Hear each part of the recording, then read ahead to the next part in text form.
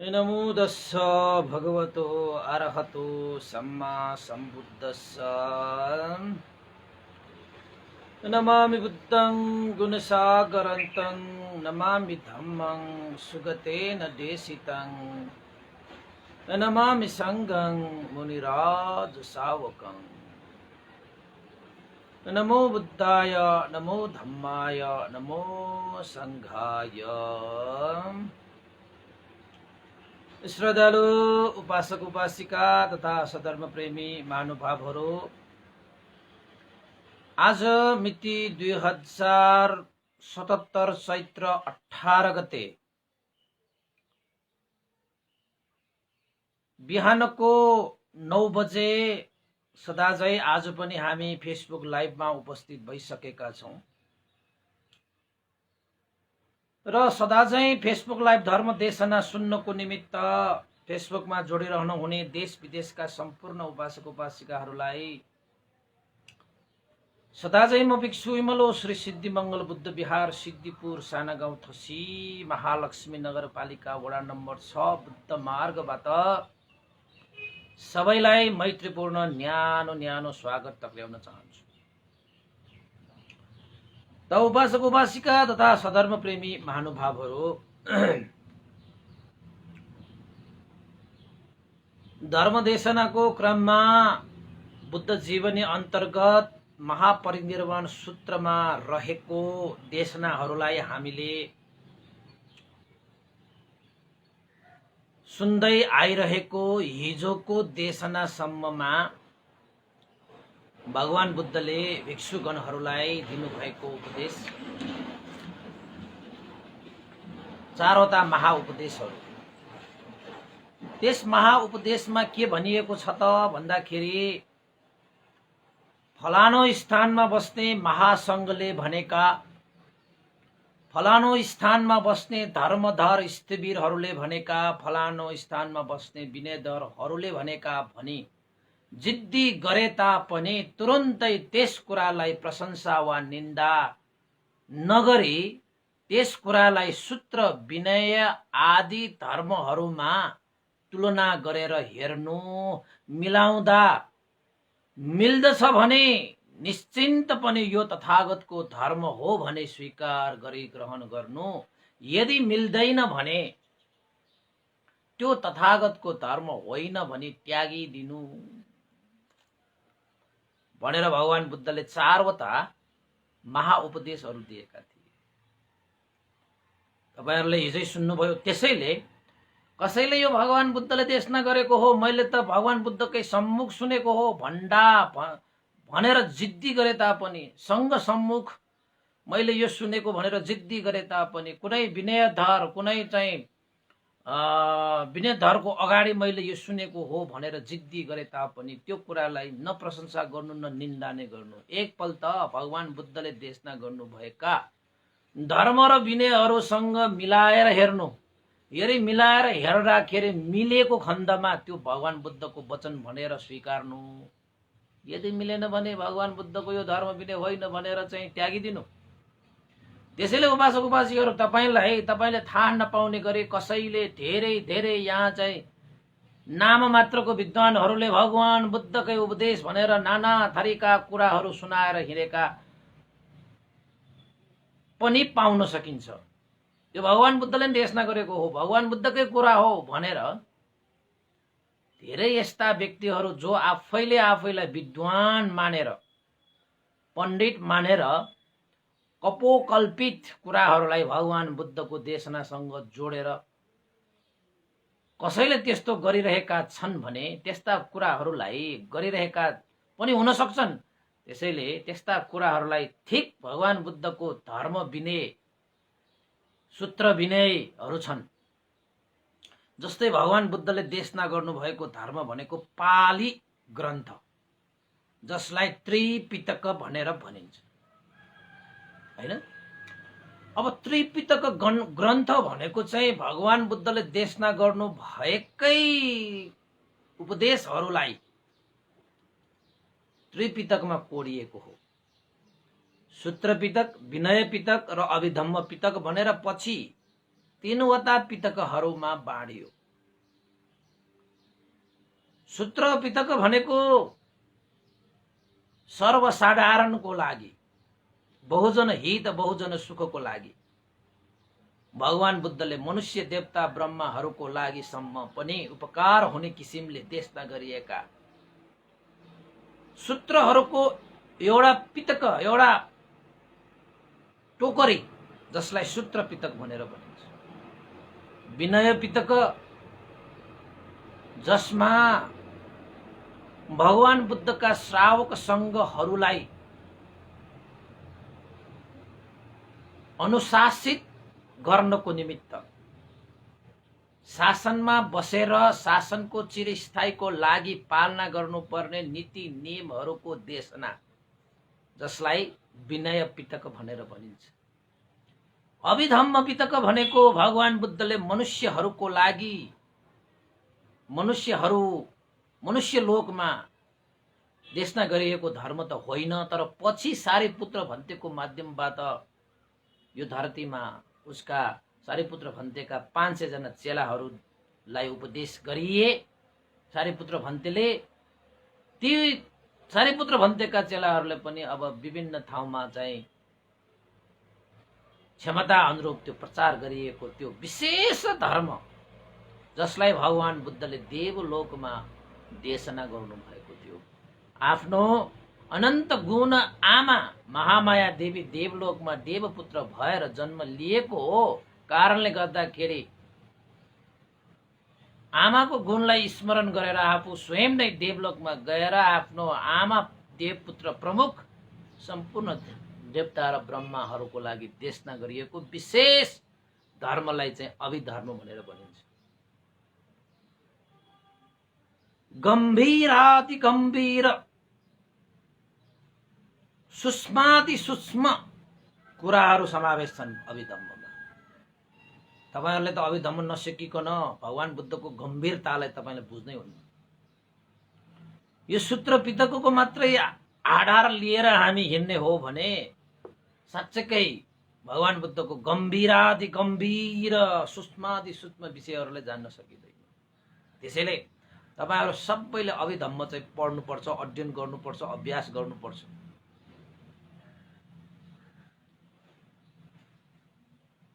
जसले अभिधम्म बुझ्छ उसले धर्म बुझ्छ, जसले धर्म बुझ्छ उसले भगवान बुद्धलाई बुझ्छ,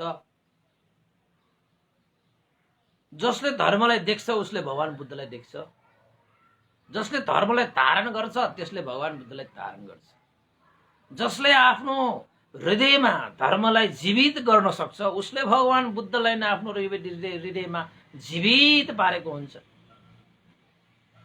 त्यसैले जबसम्म धर्म छ यो संसारमा तबसम्म भगवान बुद्ध छ। कहाँ छ? यो आँखाले देखिन्छ? देखिँदैन। के आँखाले देखिन्छ? मनको आँखाले देखिन्छ।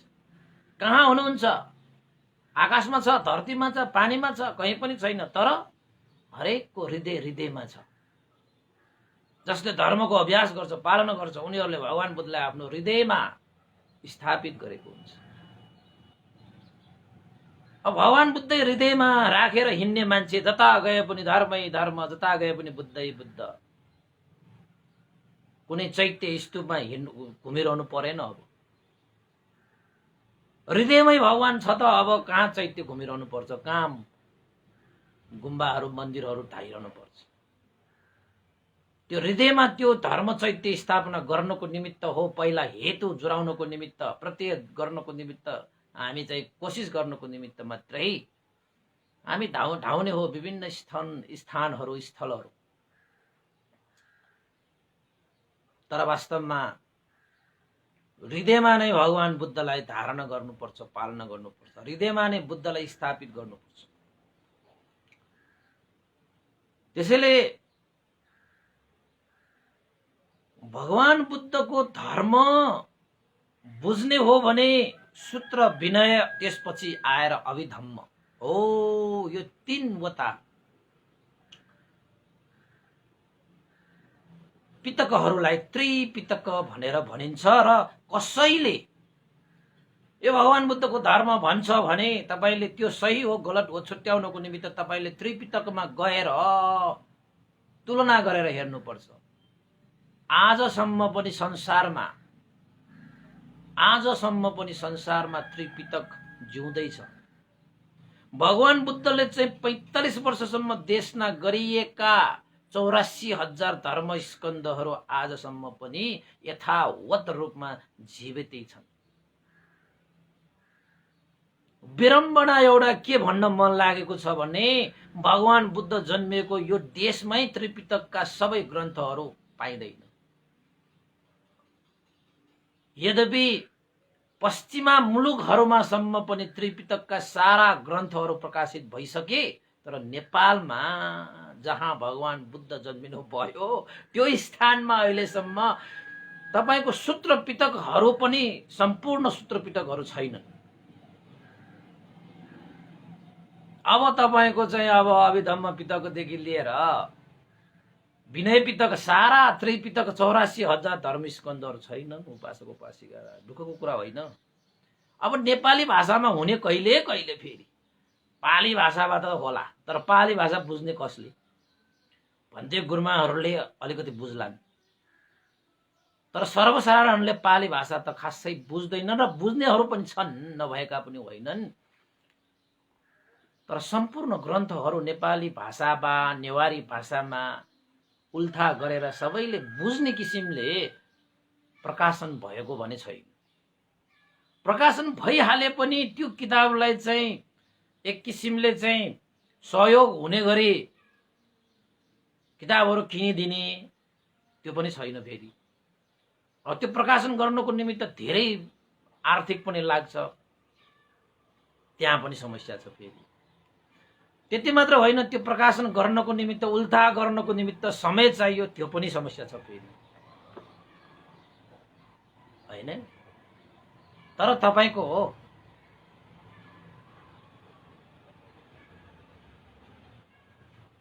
2000 वर्ष अगाडि नै करिब करिब है, ठ्याक्कै त नहोला, तपाईको श्रीलङ्का मा पनि त्रिपिटकहरू लिपिबद्ध गरिसक्यो। त्यहाँ त्रिपिटकहरू छन् र बर्मामा पनि त्यो मार्बल भन्छ हैन हाम्रो भाषामा त, मार्बलको ढुङ्गामा कुदिएर सारा त्रिपिटकहरू लेखेर राखिएको छ। सारा त्रिपिटकहरू उपासक उपासिकाहरू तपाईले चाहिँ इमेजिन गर्नुस् न, कल्पना गर्नुस् न, सोच्नुस् न, 84,000 धर्म स्कन्द ती धर्महरूलाई ढुङ्गामा कोडिएर चाहिँ बर्मामा राखिएको छ। तपाईँ बर्मा जानुभयो भने त्यो स्थानमा पक्कै पाइला टेक्नुस्, त्रिपिटक राखिएको चैत्यहरू बनाएर कति राम्रो मजा छ। हामी त्यहाँ जाँदाखेरि त मानौ धर्मको सागरमा डुबुल्की मारेको जस्तो। अब तपाईहरुले भन्दैले भन्दाखेरि फेरि हाँस पनि उठ्ला, कहाँ धर्मको सम्बन्ध। त्रिपिटक राखिरहेको ठाउँमा अब तपाईँ हिँड्न पनि मिल्छ। त्यहाँ मलाई चाहिँ अनुभव भएको, धर्मको सागरमा हामी पौडी खेलेको जस्तो, धर्मको सागरमा हामी तैरिरहेको जस्तो, यात्रा गरिरहेको जस्तो, के त्यस्तो मजा छ। मलाई पनि एउटा इच्छा चाहिँ छ, इच्छा त धेरै छ के, फेरि भन्तेको पनि के इच्छा होला, के इच्छा होला भन्नु होला तपाईहरुले। नेपालमा पनि सकेको खण्डमा लुम्बिनीमा भगवान बुद्धका सारा त्रिपिटकहरूलाई ढुङ्गामा कुडिएर त्यहाँ पनि एउटा त्रिपिटक सार, त्रिपिटकका ध्यान, यानी कि त्रिपिटक उद्यान भनेर एउटा राखिदिनु पर्ने नि, होइन र? मैले के सही भने कि गलत भने? सही भनेको जस्तो लाग्छ। म गलत त कुरा गर्ने मान्छे त होइन, सही नै भने होला, पक्का छ त्यसमा चाहिँ।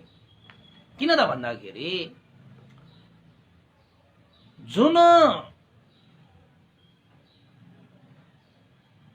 नेपालका एउटा सुपुत्र होइन, जसले संसारभरि सुख र शान्तिको ज्योति फैलाए, धर्म ज्योति फैलाए,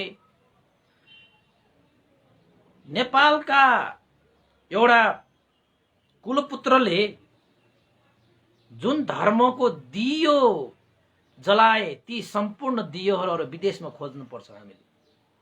कहिले बर्मामा खोज्नुपर्छ, कहिले श्रीलङ्कामा खोज्नुपर्छ, कहिले थाइल्यान्डमा खोज्नुपर्छ। ती सम्पूर्ण त्रिपिटकहरू हामीले नेपालमै किन एउटा त्रिपिटक उद्यान नबनाउने हैन? द त्रिपिटक गार्डन, ल इंग्लिशबाट पनि लेखिदिएँ मैले नाम। म सरकारमा भइदिएको भए, म लुम्बिनी विकास कोषको उपाध्यक्ष भइदिएको भए सबभन्दा पहिलो काम मेरो त्यही हुन्थ्यो। अब हामी हुँदैन त्यस्तो ठाउँमा, राजनीतिक नियुक्ति हुन्छ रे। मलाई राजनीति भनेपछि फेरि त्यस्तै हो। अब धर्मनीतिमा हिँडेको मान्छेहरू राजनीतिमा हिँड्न अलिकति मिल्दा पनि मिल्दैन, त्यो सुहाउँदा पनि सुहाउँदैन। हेर्नुहोस्, अब त्यहाँ चाहिँ उपाध्यक्ष हुनको निमित्त फेरि राजनीति नियुक्ति हुँदो रहेछ कि त्यो लुम्बिनी विकास कोषमा। अब राजनीति नियुक्ति भनिसकेपछि त राजनीतिमा पहुँच हुने मान्छेहरू मात्रै पुग्ने भयो त्यहाँ। कि त राजनीति गर्नेहरूले चाहिँ निष्पक्ष रूपमा यो स्थान धार्मिक स्थल हो, यसमा चाहिँ धर्म गुरुहरू हैन, धर्ममा लागेकाहरू जसले चाहिँ यो बुद्ध धर्मको अध्ययन गरेर अभ्यास गरेर गराएर एउटा निष्ठावान रूपमा धर्मको उत्थान गर्ने उद्देश्य राखेका व्यक्तिहरूलाई नियुक्त गरिदिएको भए त हुन्थ्यो कि। फेरि मलाई नै अर्को साल नियुक्त गर्ला फेरि सरकारले, हैरान पार्ला नि मलाई। मेरो त भ्याउँदा पनि भ्याउँदैन फेरि, त्यस्तो छ क्या है। त्यसैले मैले तपाईहरुलाई एउटा चाहिँ दुखेसो पोखेको हो। यो शब्दहरू चाहिँ निस्किसकेपछि कसैले त सुन्ला नि। मैले नै गर्नुपर्ने भन्ने छैन नि, कसैले त गर्ला नि। कमसे कम शब्द त निकाल्नु पर्यो नि। यहाँ चाहिँ त्यत्रो शासकहरू आए, त्यत्रो तपाईको चाहिँ लुम्बिनी विकास कोषको उपाध्यक्षहरू आए, सचिवहरू आए, त्यस्तै गरी त्यहाँ मन्त्रीदेखि हैन संस्कृति मन्त्रीहरूदेखि आए, कसैले निकालेन यो कुरा। अब हामीले फेसबुकले निकाले, पछि मैले निकाले भन्नेहरू पनि आउला। हाम्रो सुनेर पनि यो कुरा त राम्रै हो, मैले निकालेको भन्नु पर्यो भनेर चाहिँ बीचमै आफ्नो शब्दहरू बनाउने पनि धेरै होलान्। खैर केही छैन, धर्म प्रचार भए पुग्छ हामीलाई।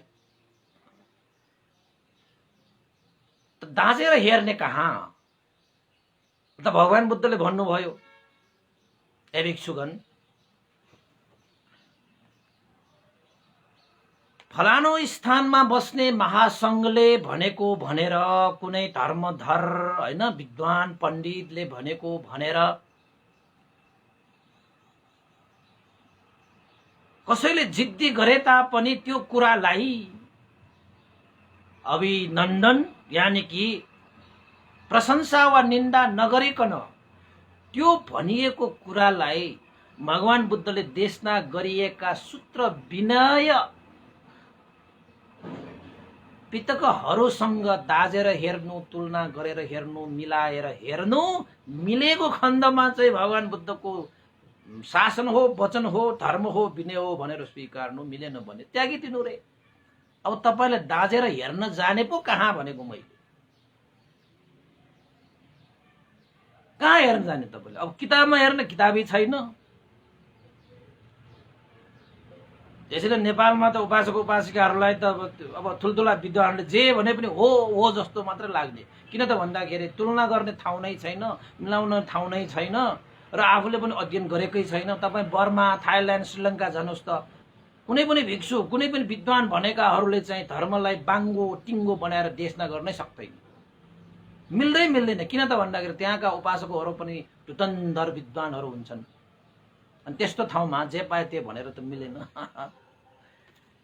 अब यहाँ नेपालमा जसले जे भने पनि हुने जस्तो गरेर आफै विद्वान, आफै पण्डित, धर्म विनयसँग दाजेर हेर्नु पनि पर्दैन। ज्ञानका कुराहरू पनि त्यस्तै छ, ध्यानका कुराहरू पनि त्यस्तै छ नेपालमा त। जसले जसरी व्याख्या गरे पनि हुने हैन, जसले जसरी व्याख्या गरे पनि हुने, त्यसरी पनि भइरहेको छ। बिचारा सुन्ने मान्छेहरूले कहिले नसुनेको कुरा सुन्दाखेरि भगवान बुद्धकै होला नि भनेर विश्वास गर्नु बाहेक विकल्पै छैन। ध्यानका कुराहरू पनि त्यस्तै, जसले जसरी ध्यान गराए पनि हुने रहेछ कि भगवान बुद्धसँगको सतिपत्थान विपස්සना ध्यान भावनासँग मेल खान्छ कि खाँदैन त्यो ध्यान? हैन, त्योसँग तुलना गर्दाखेरि चाहिँ सही रूपमा प्रस्तुत भयो कि भएन? कसरी दाज्ने होला? त्यही भएर चाहिँ गाह्रो छ उपासक उपासिकाहरू, गाह्रो छ। त्यही भएर राम्रोसँग त मैले जहिले पनि भन्ने गरेको छु, यहाँ मान्छेहरूले भगवान बुद्धका शब्दहरूलाई चाहिँ व्यक्त गरेर आफ्नो शब्द बनाएर आफै पण्डित हुनु खोज्ने थुप्रै छन्। किताबमा पढेर मानव आफैले जानेको जस्तै गरेर चाहिँ भनेर विद्वान हुनेहरू पनि प्रशस्तै छन्। ध्यानका कुराहरू पनि त्यस्तै छन्।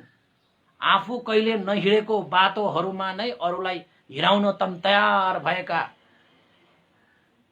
धर्मगुरु होइन, ध्यान गुरु भनेकाहरू पनि प्रशस्तै छन्।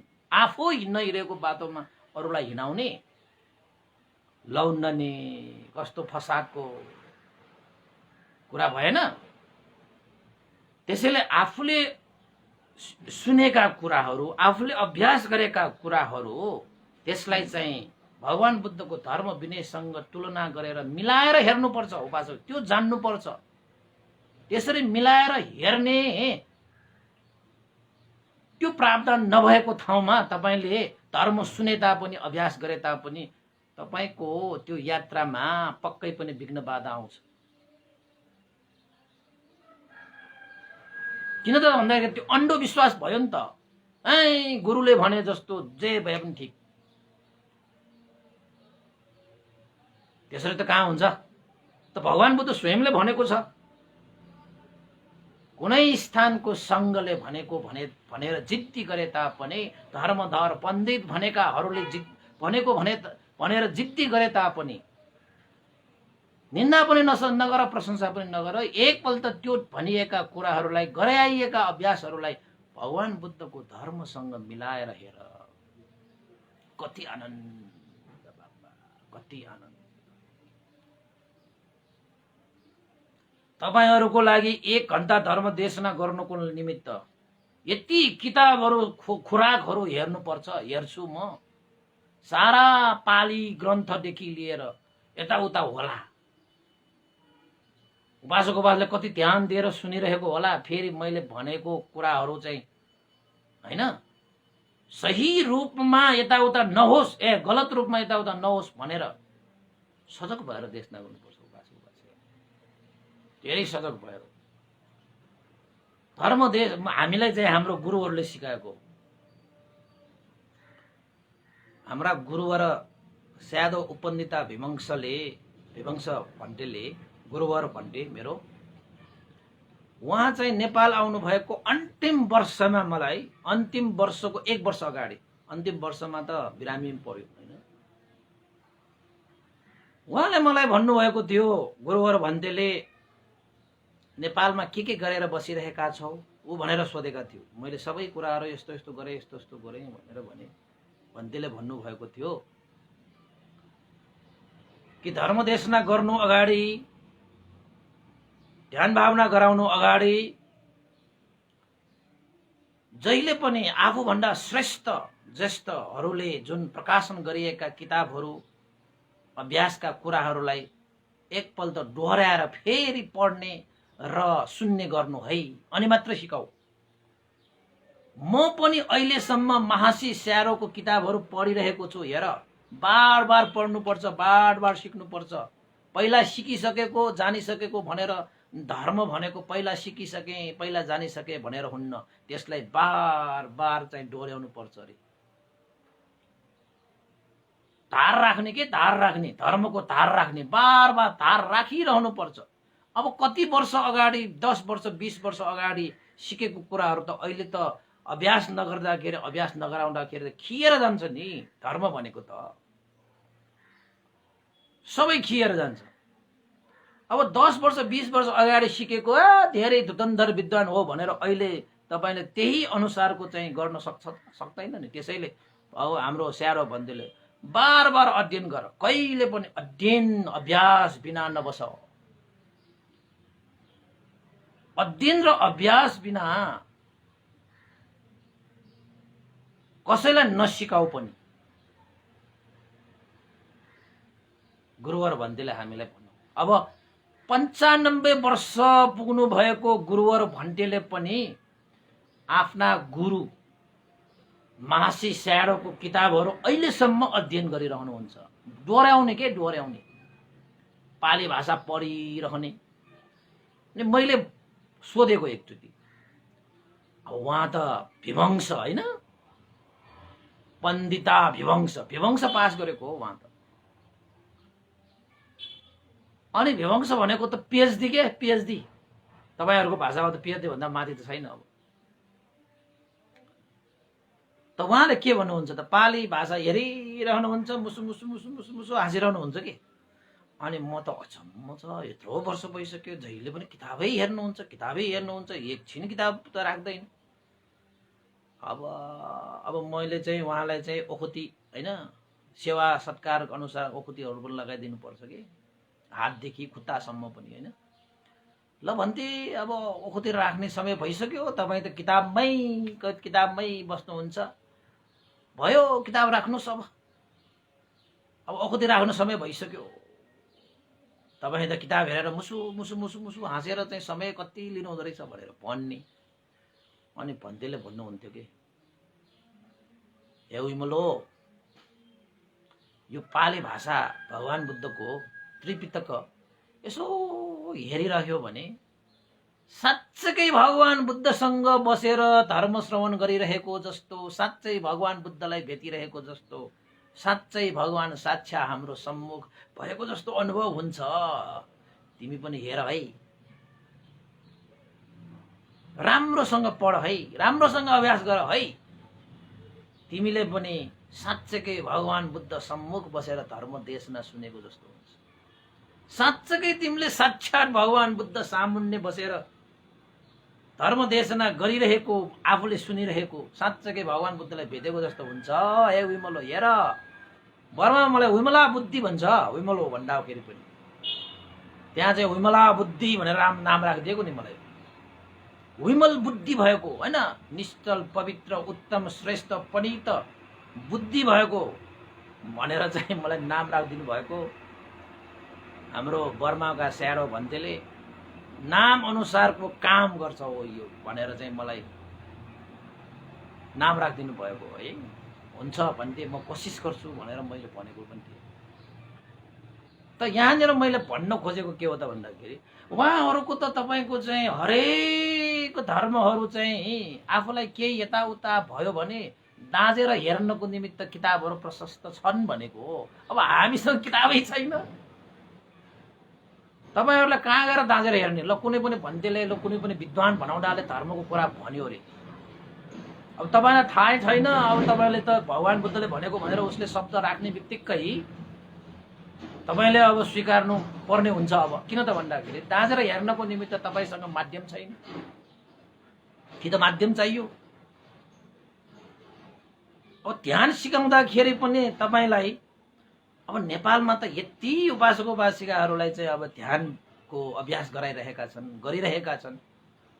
भगवान बुद्धको सतीपत्थान सूत्र, महासतीपत्थान सूत्र कुनै पनि बेला कहीँ कतै सिकाएको छ, पढाएको छ, बुझाएको छ, खाली ध्यान मात्रै बसाएको छ। बिचराहरू पसिनै चुइने गरी चाहिँ मेहनत चाहिँ खुबै गरेको छ। वीर्य मात्रै प्रयोग गरेर हुन्छ। वीर्यसँग समाधि समान हुनुपर्छ, श्रद्धासँग प्रज्ञा समान हुनुपर्छ। स्मृति मात्रै यस्तो एउटा चिज हो जसलाई ब्रेक लाउन पनि पर्दैन। ध्यान भावनामा यस्तो कुरा हुन्छ, कहाँ गएर दाँजेर हेर्ने होइन। ती सिकाउने व्यक्तिहरू त सतीपत्थान त्यस महासतीपत्थान सूत्रमा त पोख्त हुनुपर्छ, अभिधर्ममा त पोख्त हुनुपर्छ। कर्मस्थान काण्डलाई त मजाले पढेको हुनुपर्छ। के ती ध्यान सिकाउने गुरुहरूले त्यो सिकेको छ कि छैन एकचोटि सोध्नुहोस् न। सतीपत्थान सूत्रमा कति के भन्छ, कर्मस्थान काण्डमा कतिवटा समता छन्, कतिवटा विपसना छन्, कुन समता कुन चरित्रहरूले गर्ने भनेर सोध्यो भने भन्दै नआउने भयो भने त कहाँबाट ध्यान सिकाएको? दाँजेर हेर्ने अवसर पनि छैन है। दुःख छ अब कमसे कम त्यति भए पनि भइरहेको भनेर सन्तुष्ट लिनु बाहेक अरू उपाय नै छैन। त्यसैले जति पसिना बगाएर आए पनि ज्ञान भने पाएको होइन। जति सुकै पसिनाको सट्टा रगडे बगाएर ध्यान बसे पनि ज्ञान भएको भने पाएको होइन। ध्यान बस्नुन्जेल चाहिँ दुःख कष्ट गरेर बस्यो उठेपछि जस्ताको तस्तै वहे सुक्का वहे मुलु भने जस्तो के त्यही सियो त्यही तागो, जहिले पनि त्यही सियो त्यही तागो। अनि कति ध्यान शिविर बस्यो कति शिविर लियो भगवान शास्त्र कहिले परिवर्तन भएको छैन।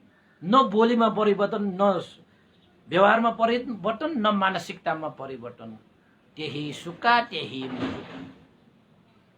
अनि खेर गएन तपाईको जीवन हैन हो।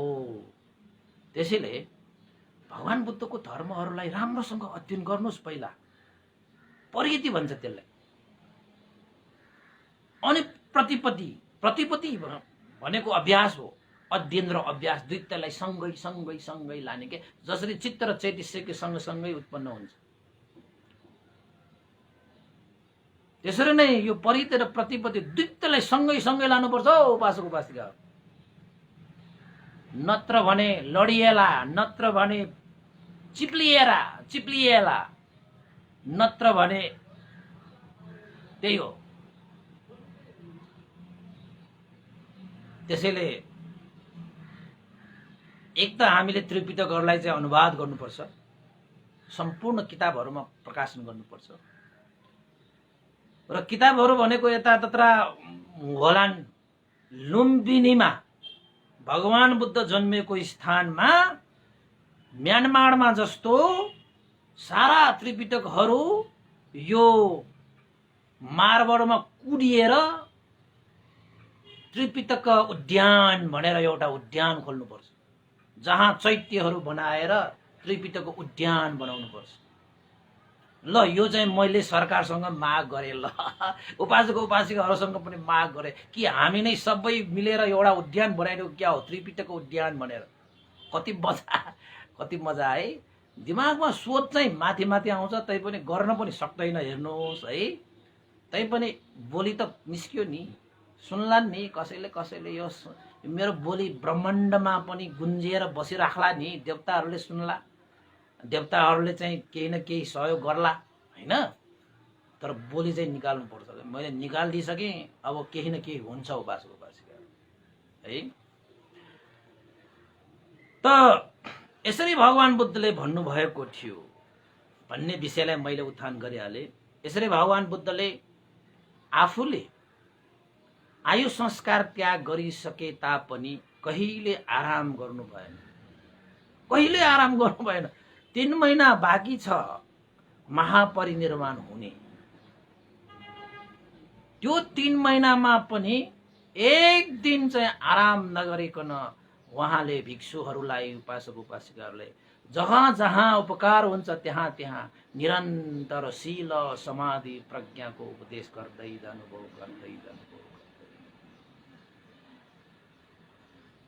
यसरी एक स्थानबाट अर्को स्थानमा जानु भई धर्म देशना गर्नु हुँदै जाने क्रममा भगवान बुद्ध पावा नामक नगरतर्फ प्रस्थान गर्नुभयो। पावा, त्यहाँ एकजना चुन्द कम्मार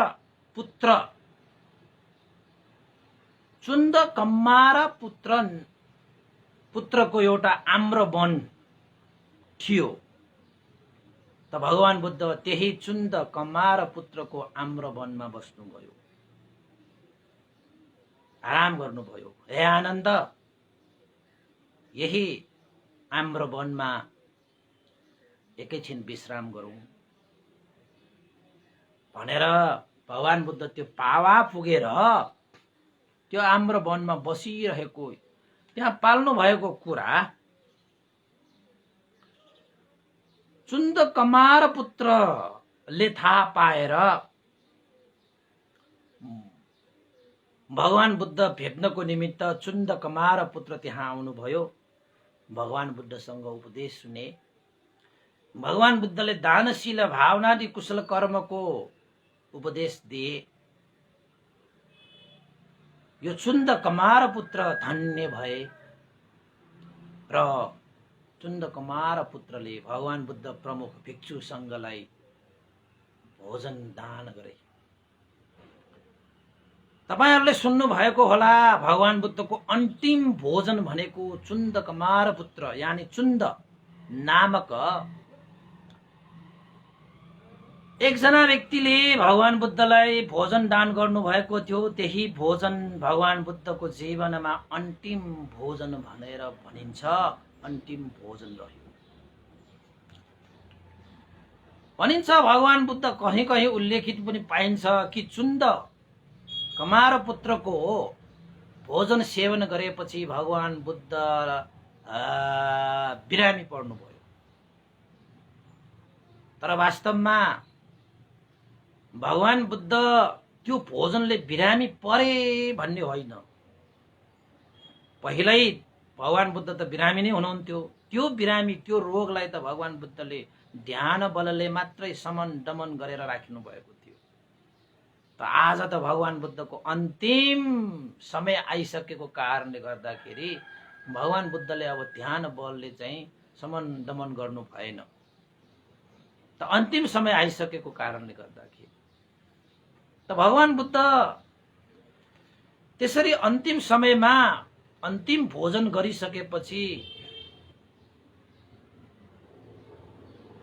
रोगले च्यापियो भनौं न। त्यसपछि धेरै ग्रन्थहरुमा यो यो यो चुन्द कमार पुत्रको यो चाहिँ बुद्ध जीवनीमा भएकोले मैले चाहिँ धेरै व्याख्या चाहिँ नगरौं।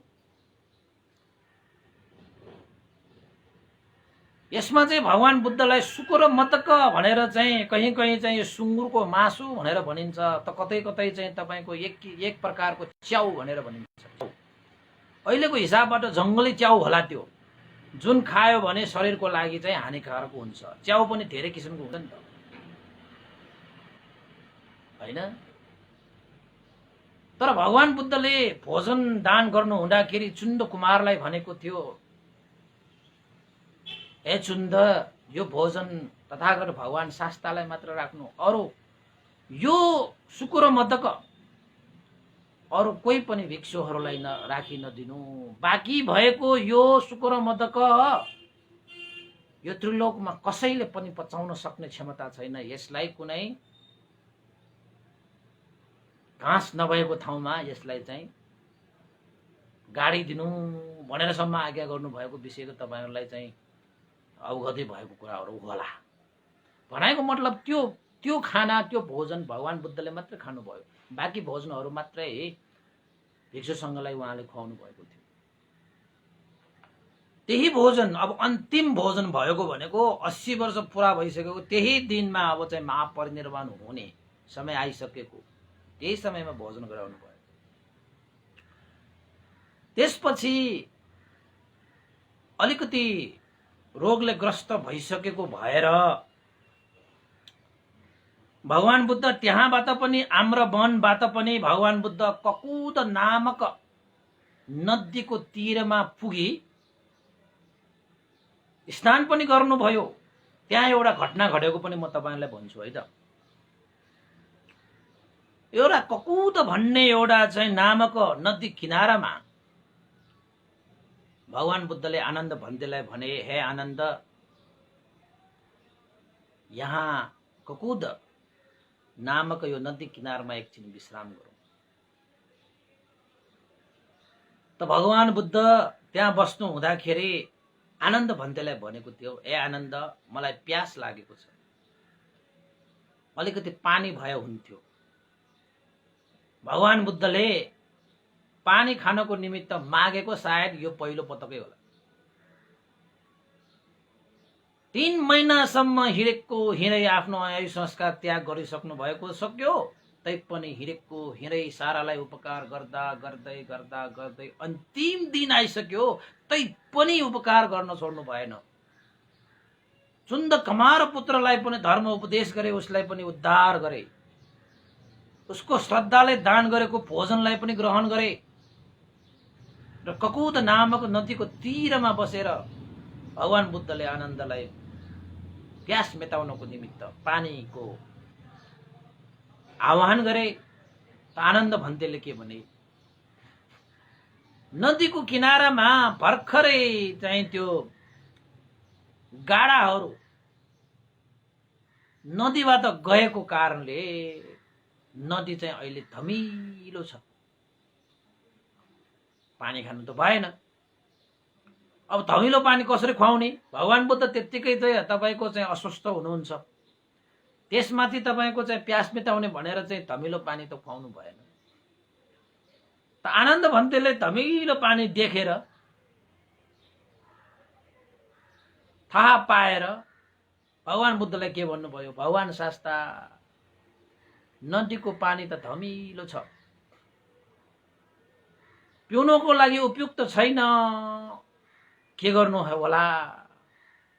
मैले भगवान बुद्धको चाहिँ तिर्खा पनि मेटाउन सकिएन भनेर भगवान बुद्ध सामुन्ने एउटा निराश कुरा गर्नुभएका आनन्दलाई भगवान बुद्धले भन्नुभयो, जाऊ आनन्द, त्यही खोला त्यही नदी किनारामा जाऊ,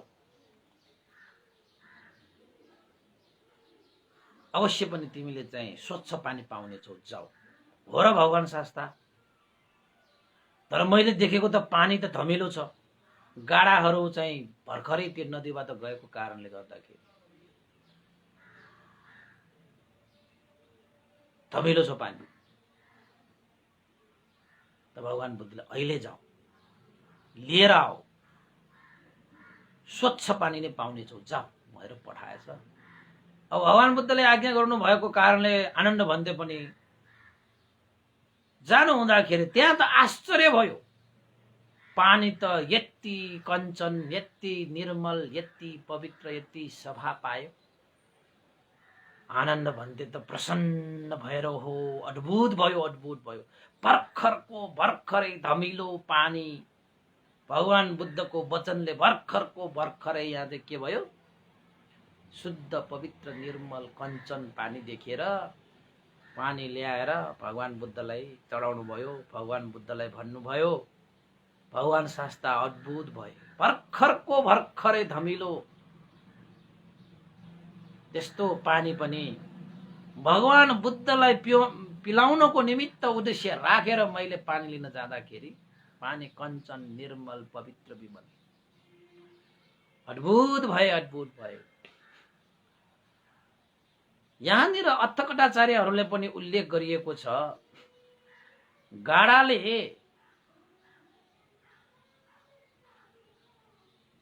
गाडा त्यो खोलाबाट गइसकेपछि अब पानी धमिलो हुनु स्वाभाविकै हो। आनन्द भन्दै एकैछिन कुरेर बसेर पानी ल्याएको भए त सफाई ल्याउन सक्थ्यो होला, तर उहाँलाई चाहिँ हतार थियो, भगवान बुद्धको सामान्य बस्नुपर्ने पर्थ्यो।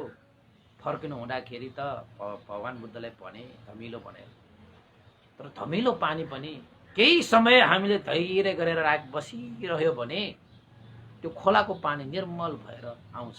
त्यसैले जीवनमा धैर्यता भनेको साह्रै नै आवश्यक गुणधर्महरू हो। धैर्यता, हतारिनुहुन्न, हतारिसकेपछि हत्तर पत्तर गरेपछि लत्तर पत्तर, हतारिएर कुनै पनि काम सफल हुँदैन। अलिकति धैर्य गर्नै पर्छ जीवनमा, समयको प्रतीक्षा गर्नै पर्छ जीवनमा। त भगवान बुद्धले आनन्द भन्तेलाई भनेको थियो, हे आनन्द, तिमीले पानी लिन गएको बेलामा जुन धमिलो पानी देखेर एकैछिन पनि नकुरिकन भगवान बुद्धलाई सन्देश दिन आए। त्यो धमिलो पानी गाडाहरूले कुल्चिएर गएको कारणले धमिलो भएको। एकैछिन धैर्य धारण गरेर बसेको भए ती धमिलो पानीहरू बिस्तारै बगेर शुद्ध पानी अवश्य पनि आउँथ्यो। यद्यपि भगवान बुद्धले चाहना गर्यो भने जस्तो सुकै धमिलो पानी पनि शुद्ध हुन्छन्। किन त भन्दाखेरि भगवान बुद्धले चाहेको सबै पुरा हुन्छ, उहाँसँग त्यत्रो पुण्य छ हैन। त्यहाँबाट त्यो भगवान बुद्धले आनन्द भन्तेले भगवान शास्ता त्यसो भए यो ककुद नामक नदीको पानी कञ्चल निर्मल विमल भइसकेको छ, त्यही नदीमा स्नान गरेर शीतल प्राप्त गर्नुहोस् भगवान शास्ता भनेर आनन्द भन्तेले अनुरोध गरिसकेपछि भगवान शास्ताले पनि ककुद नदीमा स्नान गरेर त्यहाँबाट हिरण्य नदीको पनि तपाईले हिरण्य नदी पारी स्थित कुशीनगरमा भगवान शास्ता पुग्नुभयो। कुशीनगर पुगेपछि के हुन्छ तपाईलाई थाहै छ। कुशीनगर भनेको त्यो स्थान हो जहाँ मल्ल राजाहरूले राज्य गर्दथ्यो र मल्ल राजाहरूको उपवर्तन मल्लहरूले राज्य गरेको त्यो हो स्थानमा उपवर्तन नामक सालो ध्यान एउटा पनि थियो। सालो ध्यान भनेको साल वृक्षहरूको एउटा उद्यान, सालो ध्यान। त्यो सालो ध्यानमा पुगिसकेपछि भगवान बुद्धले आनन्द भन्टेलाई भन्नुभयो, हे आनन्द, संगातीलाई पट्याएर 4 डोबर राखेर साल वृक्षको बीचमा आसन बनाऊ। तथागत अहिले थाकिसकेको छ, तथागतलाई आरामको आवश्यकता छ। त्यसैले उत्तरपट्टि शिर राखेर उत्तरपट्टि शिर राखेर एउटा आसन बनाऊ, जुन आसन दुईटा साल वृक्षको बीचमा होस्। याद गर्नुहोस्, कुशीनगरको सालो ध्यानमा भगवान शास्ता उत्तरमा सिरानी राखेर दुईवटा साल वृक्षको बीचमा सिंहशय्या गरी शयन गर्नुभयो। भनेको मतलब सिंहशय्या भनेको तपाईको यो दाहिने हातलाई यसो राखेर मजाले शयन गर्नुलाई चाहिँ सिंहशय्या भनेर भनिन्छ। एउटा कुरा थाहा छ नि उपासकको भाषा तपाईहरुलाई चाहिँ, मान्छेहरु सुतेको हेरेर पनि मान्छेको व्यवहार जान्न सकिन्छ। कस्तो कस्तो मान्छे कसरी सुत्छ थाहा छ तपाईहरुलाई? त भगवान बुद्ध त सिंहशय्यामा सुत्नुहुन्छ। तपाई कसरी सुत्नुहुन्छ? मैले तपाईको सुतेको देखे भने त तपाई कस्तो मान्छे भने थाहा पाइन्छ। कोही मान्छे कसरी सुत्छ थाहा छ? उट्टानो परेर हैन, घर गरेर सुत्छ। कोही मान्छे चाहिँ यो खुट्टा सुत्ताहरू चाहिँ के भन्छ त्यसलाई? के कुङ्का ढेन्यौ भन्छन् नि, त्यसलाई चाहिँ के भन्छ? खुम्च्याएर त्यसरी सुत्छ। कोही मान्छे चाहिँ भुडीले टेकेर सुत्छ नि त है। कोही मान्छे चाहिँ कसरी सुत्छ, कोही कसरी सुत्छ थाहा छ नि तपाईहरुलाई? त्यसको पनि छ क्या उपासकको बाजा, त्यसको पनि छ। अब अझ नभनौं। अहिले चाहिँ भगवान बुद्धकै सिंहशय्यामा उहाँ चाहिँ उत्तरतर्फ सिरानी राखेर दुईटा साल वृक्षको बीचमा कुशीनगर साल उद्यानमा उहाँ चाहिँ शयन गर्नुभयो। आनन्द भन्तेलाई एउटा आसन बनाउन लगाएर। किन त भन्दाखेरि अन्तिम समयसम्म 60 मा हिँड्ने भनेको आनन्द भन्ते नै थियो हैन। त्यसैले म पनि कसरी सुत्छु थाहा छ तपाईलाई? म पनि मेरो शिर कता पर्छ थाहा छ? उत्तरमा पर्छ। तर वैज्ञानिकहरूले के भन्छ? उत्तरमा शिर राख्नुहुन्न भन्नु। तर भगवान बुद्धको शिर त उत्तरमै थियो नि त। अब विज्ञान ठुलो कि भगवान ठुलो, अब तपाईहरुको कुरा हो। त्यसैले धेरै कुराहरू छ, यो चाहिँ यस्तो छ उस्तो छ, घरमा यो मिलेन त्यो मिलेन, म त पत्याउँदैन। म त भगवान बुद्धको धर्मसँग दाँजेर हेर्छु। भगवान बुद्धले भनेको छ भने चाहिँ ठिकै छ, भएको छैन भने त्यसको मानिरहनु पर्ने आवश्यक पनि छैन। सबै मिथ्याहरू हुन् के, सबै मिथ्याहरू हुन्। यो घरमा चाहिँ यो वास्तुशास्त्र यो भएन त्यो भएन नाना थरीका कुराहरू हुन्छन् होइन। होलान् उनीहरूले अन्दाज गरेर राखेर केही कुराहरू चाहिँ मिलिराख्न पनि सक्छ, र सबै कुरा सही हुँदैन कि। हामी त मान्ने भनेको भगवान बुद्धले भनेको कुरा मान्ने हो। अब मिथ्याहरू होइन, मङ्गलसूत्रलाई हेर्ने, मङ्गलसूत्रमा भनिएको छैन भने त्यो मिथ्या हो, त्यो काम छैन हामीलाई।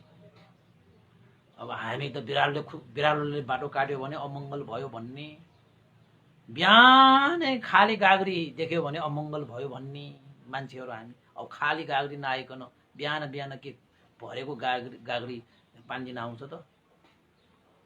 कस्तो कुरा गर्छ। त्यसो भए बिहान उठ्ने बित्तिकै खाली बाटो पनि हेर्नु भएन नि, बाटो पनि त खाली खाली हुन्छ नि त बिहान। त्यसो भए बाटो पनि खाली भएपछि तपाईँ अमङ्गल भयो र? त्यसो हुँदैन नि, त्यसो कहाँबाट हुन्छ? अब मुसाले बाटो काट्यो, बिरालोले बाटो, ए बाबा उसको उताबाट जानुपर्ने यतातिर जानुपर्ने, उसको काम पर्यो त गयो। बाटो उसको पनि हो, हाम्रो मात्रै हो बाटो? हाम्रो मात्रै पृथ्वी हो? सबैको पृथ्वी हो नि त। ऊ पनि बाटोमा हिँड्ने अब अधिकार छ, ऊ हिँड्यो त गयो त, अब के भयो? त्यस्तो छ है। त्यसपछि भगवान शास्ता उत्तर सिरानी राखेर कुशीनगरको सालो ध्यानमा शयन गर्नु भइसकेपछि त्यही मुहुर्तमा, त्यही मुहुर्त भनेको चाहिँ तपाईँले चाहिँ फेरि अर्कै सोध्नु होला, त्यही समयमा त्यही कालमा भनेको, त्यही समय त्यही कालमा सारा देवता र ब्रह्माहरूले भगवान बुद्धलाई सुगन्धयुक्त पुष्प र तपाईँको दिव्य अत्तरद्वारा पूजा सत्कार गर्न आए। किन त भन्दाखेरि उहाँ त अब अन्तिम शैया हो नि त भगवान बुद्ध। कुशीनगरमा सारा देवताहरूले तथागत भगवान शास्ताको अन्तिम शैया, हाय त्रिलोक उद्धारकर्ता मनुष्य देव ब्रह्माका शास्ता गुरु आज अन्तिम शैया लिइरहनु भएको छ भनेर देवता र ब्रह्माहरूले पुष्पमालाहरू अर्पण गरेका।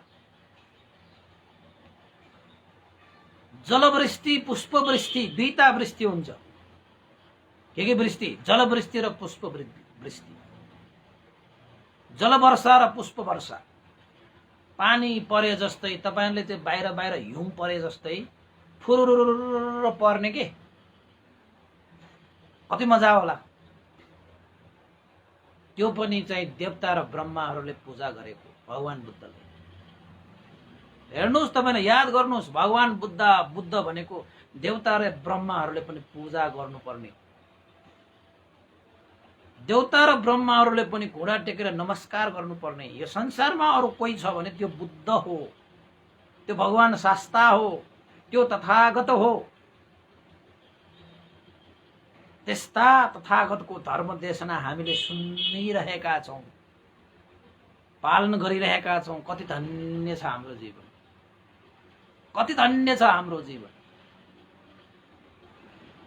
त्यति बेला ब्रह्मा र देवताहरूले चाहिँ पुष्प वर्षा र जलवर्षा गरिसकेपछि भगवान बुद्धले आनन्दलाई बोलाउनु भयो। आनन्द भन्टेलाई भनेको है, फेरि आनन्द भन्टेलाई बनाउनु भयो है। आनन्द यता हो।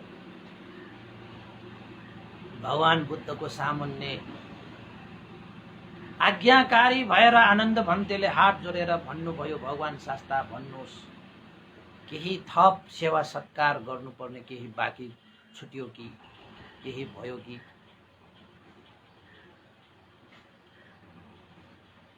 सारा देवताहरू ब्रह्माहरू पनि खुसी भएर आकाशबाट जलवर्षा पुष्प वर्षा भइरहेको छ। भगवान शास्ता केही आज्ञा छ भने भन्नुहोस्। अब हेर्नुहोस् त, 3 महिना त पुगिसक्यो नि त। 3 महिना पछि त महापरिनिर्वाण हुने भनेर घोषणा गरेको भगवान बुद्धले। त आनन्द भन्देलाई त थाहा छ नि किन लेट्नु भयो, सिंहासनमा किन बस्नु भयो। आनन्द भन्देलाई त थाहा छ नि। आनन्द भन्देलाई साह्रै विस्मार, साह्रै विस्मार। अन्धकार छाएको जस्तो, चारैतिर केही देख्दैन।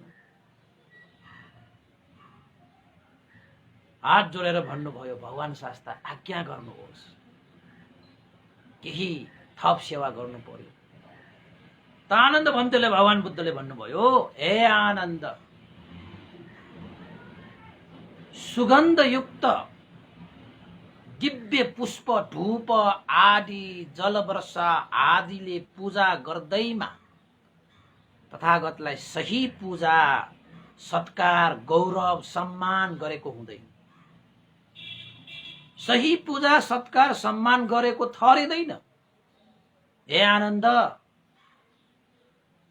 जुन भिक्षु वा उपासक उपासिकाहरूले या सम्पूर्ण देवता र ब्रह्माहरूले तब मात्रै भगवान बुद्धलाई पूजा गरेको, सत्कार गरेको, आदर गरेको, सम्मान गरेको ठहरिन्छ जब जब भगवान बुद्धले देशना गरिएका ती सम्पूर्ण धर्महरूलाई जसले आफ्नो जीवनमा धारण गर्छ, पालन गर्छ, व्यवहारमा उतार्दछ, तब मात्रै साँच्चै भगवान तथागत बुद्धको सत्कार गरेको हुन्छ, पूजा गरेको हुन्छ, आदर गरेको हुन्छ, सम्मान गरेको हुन्छ।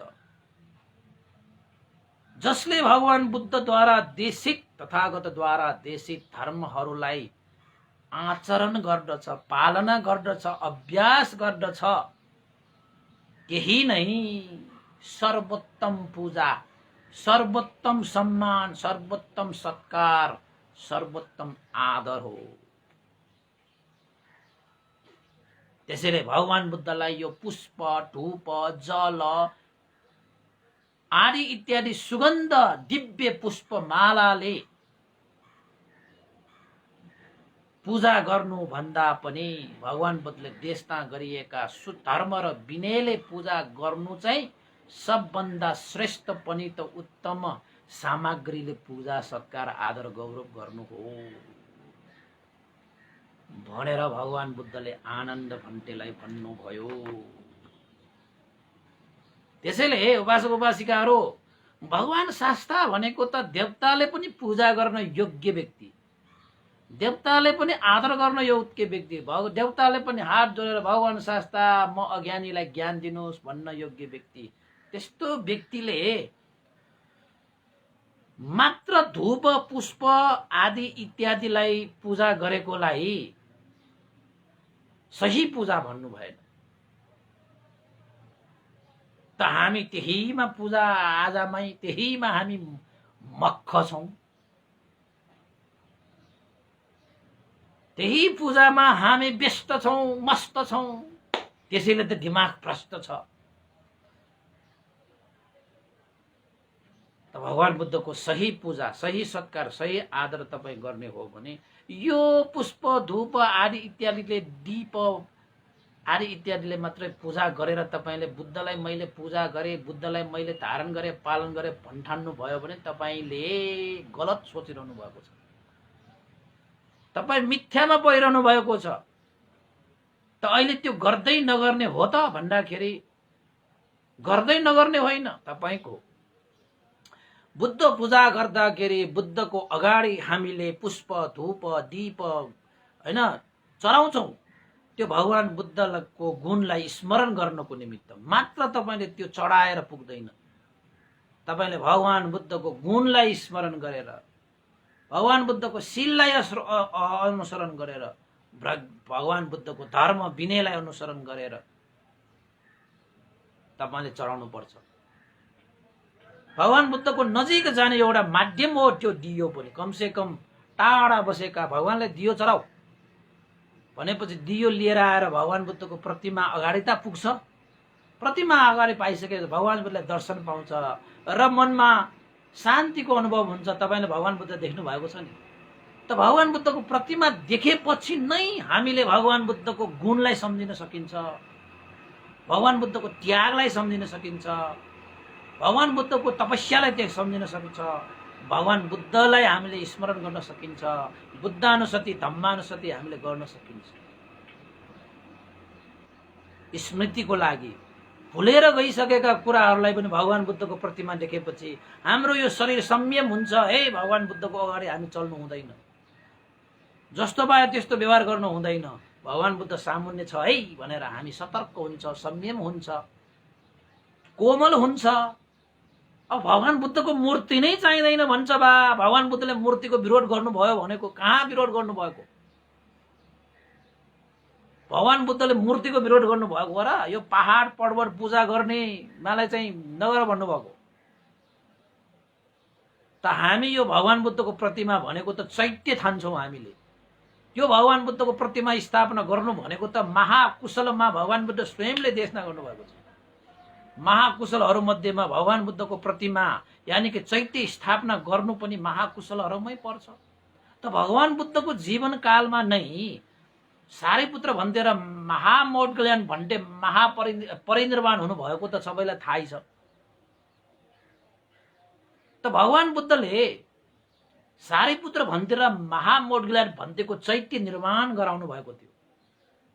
किन गराउनु भएको त भन्दाखेरि पछि आएका भिक्षुहरूले ती चैत्यलाई देखेर सारीपुत्र भन्तेको यो चैत्य हो, भगवान बुद्धको अग्र श्रावक प्रज्ञामा एतदग्ग उसपल सारीपुत्र भन्तेको गुण अनन्त छ भनेर गुणानुस्मरण गर्नको निमित्त त्यो चैत्य स्थापना गराएको। महामौढ्गल्यान भन्तेको पनि चैत्य स्थापना गराउनु भयो भगवान बुद्धकै जीवन कालमा। ल भन्नुहोस् त अब कहाँ त्यसरी चैत्य स्थापना गर्न त मिल्छ उपासक उपासिका? र हामीले भगवान बुद्धको प्रतिमालाई पनि एउटा बुद्ध प्रतिमा भनेको बुद्ध चैत्य हो कि त्यो। त्यसैले बुद्ध चैत्यलाई हामीले दर्शन गर्न पायो भने, बुद्ध चैत्यलाई हामीले चाहिँ नजिक राख्न पायो भने एक किसिमको भाइब्रेसन हैन। तपाईले चाहिँ एउटा राक्षसको एउटा फोटो अगाडि बस्नुस् र बुद्धको फोटोको अगाडि बस्नुस्, तपाईको मनमा उत्पन्न हुने भाइब्रेसनलाई तपाईले अनुभव गर्नुस्। के हुन्छ एउटा राक्षसको फोटोको अगाडि बस्दाखेरि र भगवान बुद्धको प्रतिमा अगाडि बस्दाखेरि तपाईको मनमा कस्तो भाइब्रेसन, सकारात्मक भाइब्रेसन आयो कि नकारात्मक भाइब्रेसन आयो तपाई आफैले एकचोटि अनुभव गर्नुस् न। हे ध्यान बस्ने मान्छेहरू, अब चाहिँ ध्यान बस्ने भगवान बुद्ध भनेको त गुरु हो नि, शास्ता हो नि। त मलाई एउटा चीज पनि मन पर्दैन है भन्दै हालौं, कहीं कहीं भगवान बुद्धको शिक्षालाई अनुसरण गर्ने ठाउँमा भगवान बुद्ध नै चाहिँदैन भन्छ भने मलाई अलिकति त्यो चाहिँ चित्त बुझ्दैन। त्यो चाहिँ किन त भन्दाखेरि बुद्ध भनेको त बुद्ध हो नि, बुद्ध भनेको त गुरु हो नि, बुद्ध भनेको त शास्ता हो नि।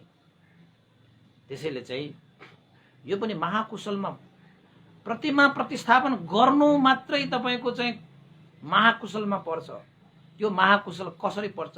तपाईले प्रतिमा प्रतिस्थापन गर्नुभयो भने श्रद्धा नभएका व्यक्तिहरूमा पनि श्रद्धा उत्पन्न हुन्छ, श्रद्धा भएका व्यक्तिहरूमा अझ श्रद्धा वृद्धि गरेर उसले चाहिँ कुशल धर्म सम्पादन गर्ने अवसर पाउँछ, गुण स्मरण गर्ने अवसर पाउँछ, दर्शन मात्रले पनि उपकार हुन्छ। हामी भिक्षुहरूलाई देखेर मात्र त उपकार हुन्छ? भिक्षुहरूको कुरा सुन्यो भने कति उपकार हुन्छ होला, अभ्यास गर्यो भने कति उपकार हुन्छ? त्यस्तै त हो नि उपासक उपासिकाहरू हैन। त भगवान बुद्धले मात्र यति भन्नुभएको थियो, सर्वोत्तम पूजा त्यो होइन मात्र भन्नुभएको। सर्वोत्तम भगवान बुद्ध त्यो गर्दै नगर भनेर कहाँ भन्नुभएको छ? अब त्यो दियो बाल्ने पुष्प बाल्ने त्यो चिज त भगवान बुद्धको सम्मुख आउनको निमित्त एउटा हेतु जुडाइदिने मात्रै हो के उपासक उपासक। गर्ने त हामीले धर्म पूजा नै गर्ने हो। त आमिष पूजा र धर्म पूजा भन्ने छैन र। आमिष भनेको चिज वस्तुहरूबाट पूजा गर्ने, धर्म पूजा भनेको आचरणबाट पूजा गर्ने। त्यस्तै पनि पूजा छ है, त्यो पूजाको विषयमा पनि आउला। र आज भगवान बुद्धले आनन्द भन्तेलाई भन्नुभएको यो पुष्प धूप आदिले पूजा गर्नु भन्दा पनि यो सही रूपमा पूजा गरेको ठहरिँदैन। जबसम्म धर्म पूजा गरिँदैन, धर्मको आचरण गरिँदैन, तबसम्म भगवान बुद्धको सही मानेमा पूजा गरेको ठहरिँदैन। मैले चाहेको भए यो नेपालभरि जति पनि डाँडा काँडाहरू छन् ती सम्पूर्ण डाँडा काँडामा 108 फिटको भगवान बुद्धहरू राख्ने इच्छा छ मलाई। चैत्यहरू स्थापना गर्ने इच्छा छ मलाई। कति सुन्दर होला, स्वर्गको टुक्रा भन्दा पनि राम्रो हुन्छ नेपाल। किन गर्नुहुन्न? गर्ने हो। सारा संसारले चैत्य बनाएको होइन, भगवान बुद्धको केस लिएर चैत्य बनाइदियो। इन्द्र महाराजले चाहिँ चूडामणि चैत्य बनाइदियो। भगवान बुद्धको स्मरण गर्नको लागि हो उपासक उपासक। भगवान बुद्ध महापरिनिर्वाण भएपछि भगवान बुद्धको शरीर धातुलाई चाहिँ तपाईको चैत्यहरू बनाइए, अनि बनाउनु परेन? संसारलाई जो उपकार गर्नुपर्छ भने धेरै उपायहरू गर्नुपर्छ है। त्यसैले आजको लागि यति नै गरौँ। उपासक उपासिकाहरू 10 बजिसकेको छ र केही कुराहरू तपाईहरुले भन्नु आवश्यक छ। उपासक उपासिकाहरू पुण्यानुमन गर्नु भन्दा अगाडि मैले चाहिँ केही व्यक्तिहरूले आज श्रद्धा दान गर्नुहुने व्यक्तिहरूको एउटा चाहिँ मैले नामहरू चाहिँ यहाँ गरौँ हैन। अभिनन्दनको लागि भनेर चाहिँ 21 गते हुने हाम्रो अभिनन्दन समारोहको लागि भनेर चाहिँ मोतीरत्न तुलाधरले हिजो बिहारमै आउनु भएर रानीबारी लाजिमपाटबाट रु 5000 र ध्यान केन्द्र निर्माणको लागि भनेर रु 15000 गरी जम्मा 20000 आर्थिक सहयोग हिजो दान प्रदान गरेर जानुभयो। उहाँ मोतीरत्न तुलाधर रानीबारी राजिमपाटलाई धेरै धेरै साधुवाद। र 21 गते 12:30 बजे जावलाखेल देवी हलमा बृहत धर्म देशना तथा अभिनन्दन समारोहमा सबैलाई निमन्त्रणा व्यक्तिगत तर्फबाट र आयोजक समितिको तर्फबाट पनि मैले यहाँ चाहिँ वाचन गरेँ है। तपाईहरुले फेसबुकमा देख्नुभयो होला। त्यस्तै गरी सरिता शाक्य है, यो सातदोबाटो सरिता शाक्य सातदोबाटो हो कि हो जस्तो लाग्छ है। उहाँले पनि यो अभिनन्दन गर्नको निमित्त उहाँले पनि यो कार्यक्रमको लागि रु 5000 सहयोग गर्नुभएको छ। उहाँलाई धेरै धेरै साधुवाद छ र उहाँले बेला बखत सहयोग गरिरहनु भएको छ। त्यस्तै गरी सबिना शाक्यबाट पनि हिजो पनि भनिसकेको हो यो रु 5000 है। त्यस्तै गरी रत्नमान शाक्य यो भनि नसकेको कारणले रु 2500 आर्थिक सहयोग चाहिँ प्रदान गर्नुभएको छ। उहाँहरूलाई धेरै धेरै साधुवाद व्यक्त गर्न चाहे। तपाईहरूले पनि त्यो चाहिँ यो बृहत धर्म देशना तथा अभिनन्दन समारोह कार्यक्रमलाई भव्य तथा सभ्य रूपमा सम्पन्न गर्नको निमित्त आर्थिक, भौतिक, शारीरिक, मानसिक र सहभागिता जनाएर सहयोग गर्नु सक्नुहुनेछ। तपाईहरू चाहिँ जहाँ जसरी बसिरहनु भएको छ, हाम्रो धर्म देशना 365 यानि कि 1 वर्ष पनि नागिसकेको छ हैन। त्यो सन्दर्भमा एउटा ठुलो हैन सबै समितिले गरे 600-700 जनाको एउटा चाहिँ जमघट गरौँ कि भनेर हामीले चाहिँ यो आयोजकहरूले चाहिँ त्यो व्यवस्था मिलाइसकेको छ। त्यसैले 21 गते है उपासक उपासक तपाईहरुले पनि त्यो शेयर गर्नुस्, त्यसमा कमेन्ट गर्नुस्, सबैलाई निमन्त्रणा गर्नुस्। यो सार्वजनिक रूपमा हुने धर्म देशना भएको कारणले मलाई निमन्त्रणा भएन, उसलाई निमन्त्रणा भएन, किन जाने त्यस्तो कहिले नसोच्नुस्। यो चाहिँ सार्वजनिक धर्म देशना भएको कारणले सबैलाई स्वागत छ, सबैलाई लसुपुसु छ, वेलकम छ हैन। हाम्रो संघनायक उपसंघनायक भन्तेहरू पनि आउनुहुनेछ। उहाँहरूलाई पनि अभिनन्दन गर्ने कार्यक्रम रहेको छ। त्यसैले सबै उपासक उपासिकाहरू चाहिँ उपस्थित हुनको निमित्त मैले यही फेसबुक लाइभबाटै तपाईहरु सबैलाई निमन्त्रणा गरे है त। तपाईहरुले पनि शेयर गरेर सबैलाई निमन्त्रणा गर्न सक्नुहुनेछ। यति भनेपछि त सक्यो नि हैन, कति धेरै बोलिरहने। त उपासक उपासिकाहरू अब चाहिँ पुण्यानुम गर्नु। यो पुण्यको आनुभावले बितेर जानुभएका श्रद्धेय गुरुवर ज्ञान पूर्णिक मास्तवीर भन्ते र श्रद्धेय गुरुवर स्याडो पण्डिता विवंश लगायत सम्पूर्ण बितेर जानुभएका गुरुजनहरूलाई, देवता, मनुष्य र अमनुष्यहरूलाई पनि यो पुण्य लाभ भई उहाँहरूको जीवन सुखमय शान्तिमय होस् भनेर कामना गर्न चाहे। र अर्को एकजना हाम्रो थियो यहाँ एउटा नाम पासाङ लामा भनेर चाहिँ दिवंगत हुनुभएका पासाङ लामा आज बुधबार है उहाँको पनि सुगति निर्वाण कामना गर्दै पनि उहाँले चाहिँ यो 505 रुपैयाँ आर्थिक सहयोग गरेर जानुभएको थियो। अस्ति आज बुधबार पनि थियो। अरू त बाँकी छैन है। त्यसैले चाहिँ सबै उपासक उपासिकाहरूलाई अब चाहिँ पुण्यानुमन गर्ने चाहिँ अनुमति चाहे। भवतु सब्ब मङ्गलं इदं नो न्यतिनं होतु सुखितावन्तु ज्ञातयो इदं नो अन्यातिनं होतु सुखितावन्तु ज्ञातयो इदं नो ज्ञातिनं होतु सुखितावन्तु ज्ञातयो एतावता च मे हि सम्भतं पुण्यसम्पदं सर्वे देवानुमोदन्तु सर्व सम्पत्ति सिद्धिया एतावता च मे हि सम्भतं पुण्य सम्पदं सर्वे सत्तानुमोदन्तु सर्व सम्पत्ति सिद्धिया एतावता च मे हि सम्भतं पुण्य सम्पदं सर्वे भूतानुमोदन्तु सर्व सम्पत्ति सिद्धिया साधु साधु साधु भवतु सब मङ्गलं सबैको दिन मङ्गलमय होस् कल्याणमय होस् सबैलाई साधुवाद।